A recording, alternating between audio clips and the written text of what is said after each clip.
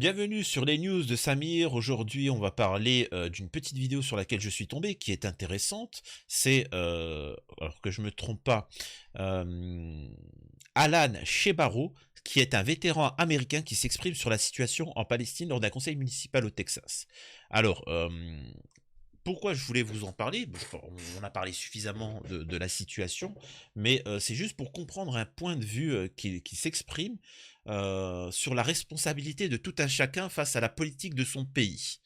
Vous allez comprendre, mais voilà. Est-ce que nous sommes, nous, responsables du fait que ce que Macron va décider, oui ou non? Il le fait au nom de la France, donc on a une responsabilité, bien qu'on soit contre. Et voilà, ça va être ça qui va être intéressant de revenir dans la vidéo. Voilà, je sais pas pour vous, mais c'est assez ambigu. Est-ce que du fait que je paye mes impôts et que ces impôts servent à financer certaines décisions politiques à l'étranger, est-ce que ça me rend complice d'une manière ou d'une autre? Oui et non. Donc voilà, ça j'aimerais qu'on en discute après en commentaire. Mais avant ça, je vous invite à vous abonner, hein, laisser un commentaire, un like pour le référencement de la vidéo, n'hésitez pas à partager, me rejoindre sur les réseaux sociaux et mes autres chaînes, etc. Donc voilà, bref, on va pouvoir démarrer. Alors, bien évidemment, c'est intéressant le sujet en lui-même, mais après, moi, j'en tire une morale générale.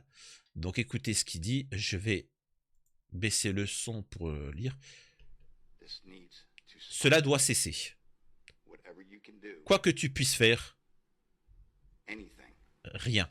Cela doit cesser. Ah, non, excusez-moi, ça c'était la fin. Pardon. Je connais la guerre. Ce qui se passe actuellement en Palestine n'en est pas une. Ce n'est pas ça. C'est de la déshumanisation. C'est un génocide. C'est un nettoyage ethnique d'un peuple spécifique pour prendre ses terres. Alan Shebaro, vétéran, c'est un ancien soldat. Ce n'est pas la guerre. Ce sont des gens qui se défendent. Je vois cela constamment là où les gens sont juste déshumanisants ces personnes à plusieurs reprises. C'est faux. Il n'y a rien de plus américain que de dénoncer ce qui ne va pas. Je ne peux pas te dire combien de fois j'ai vu des choses horribles.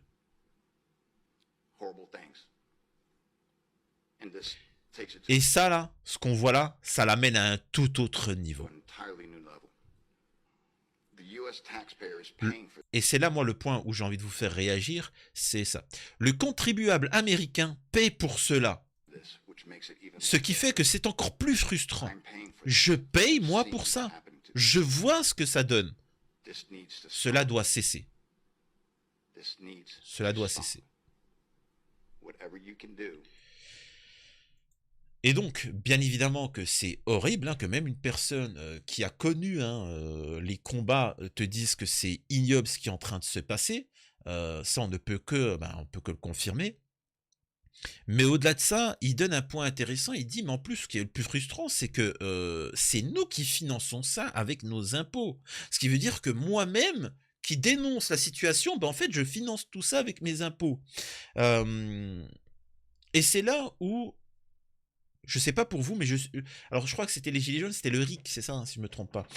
C'est pour ça que je suis pour qu'on puisse voter sur certaines décisions, pas seulement un président pour une direction générale, mais il y a des événements, comment on appelle ça, des événements qu'on ne peut pas contrôler. Par exemple, ce qui s'est passé avec le pass sanitaire. D'un seul coup, on nous apprend qu'il y a une maladie, machin, etc. Est-ce qu'on vote pour le confinement, oui ou non? Les conséquences, c'est ça. Après, on ne peut s'en prendre qu'à nous-mêmes, hein. Si ça a été une erreur, le peuple ne peut s'en prendre qu'à lui-même. Mais au moins on est responsabilisé. Est-ce que par rapport à l'Ukraine, est-ce qu'on décide d'aider ou pas?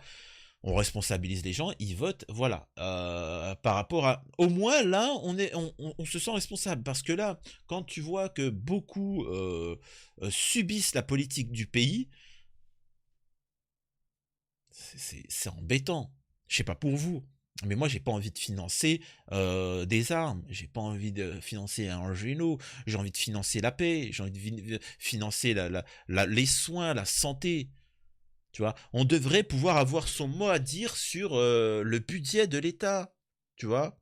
Et donc voilà. Et la problématique, c'est euh, est-ce que derrière le peuple est responsable? Si l'État fait quelque chose de mal, est-ce que le peuple est responsable, oui ou non? Parce que d'un côté, bien évidemment que nous ne sommes pas responsables, mais d'un autre, on n'a pas su mettre un stop au gouvernement qui fait du mal en notre nom. Est-ce qu'on peut en vouloir aux personnes qui nous en voudraient? À vous de voir. Et ça, je suis curieux en commentaire. Parce que là, c'est. Et ne répondez pas juste simplement. Oui, non, non, mais réellement. À l'heure actuelle, on finance le mal. Euh, Est-ce qu'on a une part de responsabilité? Bien évidemment qu'on ne le fait pas de plein cœur, bien évidemment que c'est fait machin, mais est-ce que... Ah, vous voyez? Là, c'est intéressant et c'est pour ça que je voulais vous emmener cette réflexion et que voilà. Donc en tout cas, voilà, prenez soin de vous pour cette petite actualité et encore une fois pour ces petites news, n'hésitez pas encore une fois à laisser un commentaire et à liker pour le référencement. J'essaierai de faire en sorte qu'il y ait un peu plus de vidéos sur la chaîne. Mais voilà, prenez soin de vous. Merci pour le soutien, hein. Vous êtes déjà 2500 sur la chaîne, c'est juste exceptionnel. Et en espérant que ça ira bien plus loin. À la prochaine.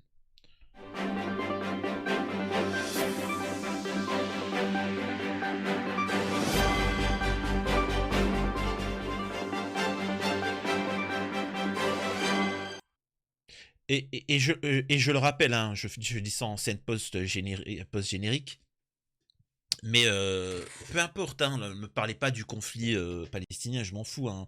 En Afrique, est-ce que on a une responsabilité, par exemple, sur l'immigration de masse?